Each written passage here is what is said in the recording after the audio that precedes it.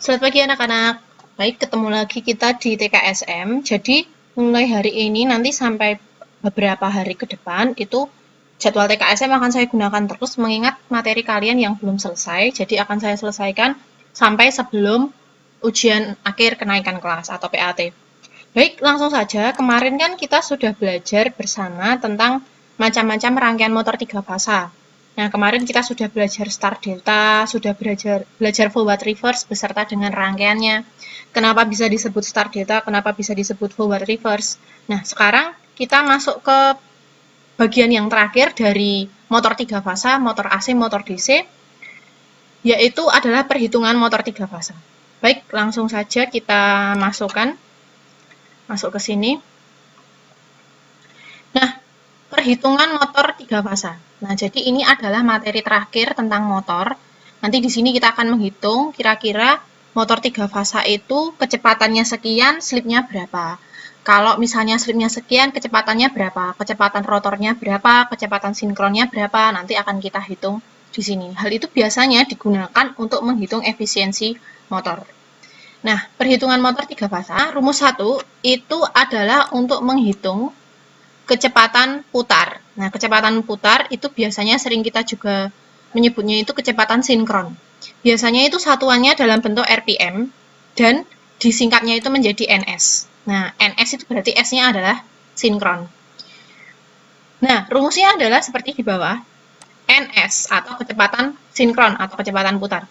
Rumusnya adalah 120 titik ini artinya dikali, berarti 120 dikali F dibagi P per P. Nah, kira-kira NS itu apa, F itu apa, P itu apa? Jadi NS itu adalah kecepatan sinkron atau RPM satuannya. F-nya yang ini, itu dia adalah frekuensi, sedangkan P-nya ini adalah banyaknya kutub. Jadi kutub di dalam motor 3 fasa itu biasanya ada yang 6 kutub, ada yang 4 kutub, tergantung jenis motornya. Nah, maka untuk menghitung besarnya kecepatan sinkron, kita harus mengetahui dulu banyaknya kutub itu berapa. Nah, biasanya itu langsung diketahui, kita tidak perlu mencari. Itu rumus yang pertama. Nah, sekarang kita masuk ke contoh soal, biar kalian lebih paham. Kalau cuma rumus kan mungkin agak sulit ya, jadi kita langsung masuk ke contoh soal. Saya di sini akan lebih pelan-pelan. Sebuah motor induksi 3 fasa, nah, sebuah motor induksi 3 fasa, motor AC, dia memiliki 6 kutub.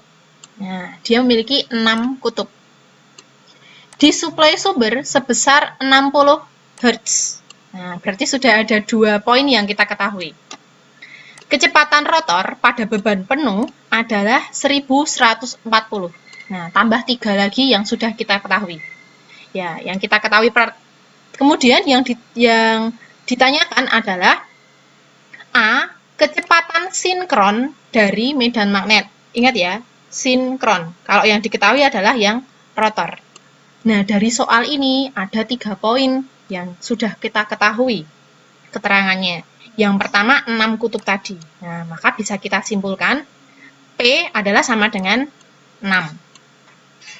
Kemudian, yang berikutnya disuplai sumber sebesar 60 Hz. Nah, berarti apa? Ya, berarti adalah F kecil.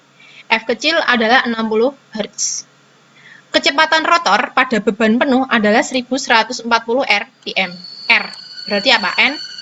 NR. Nah, NR-nya sebesar 1140 rpm. Nah, kemudian kita mengerjakan dari yang A dulu. Maka dari yang kita ketahui di sini itu maka A itu adalah kecepatan sinkron dari medan magnet. Dia otomatis menggunakan rumus 1.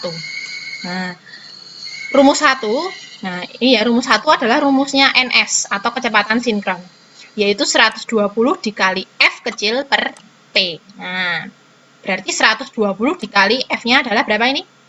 Ya, F-nya adalah 60. Nah, dibagi P. P-nya berapa? P-nya adalah 6. Nah, P-nya 6 ya. Sama dengan 120 ini tadi dikali 60 dibagi 6. Nah, 60-nya ini bisa kita coret. Kita coret. Maka dia dapatnya 1 dibagi 6 kan? Ini dapatnya 10. Nah, berarti kan tinggal 120 dikalikan 10.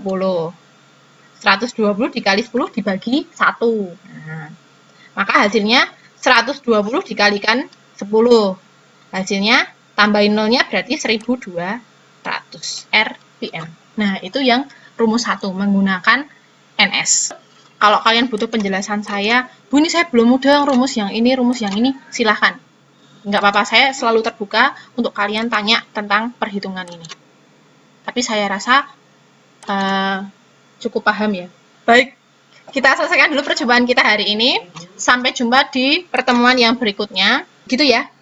Baik, terima kasih. Saya akhiri sampai di sini. Selamat siang.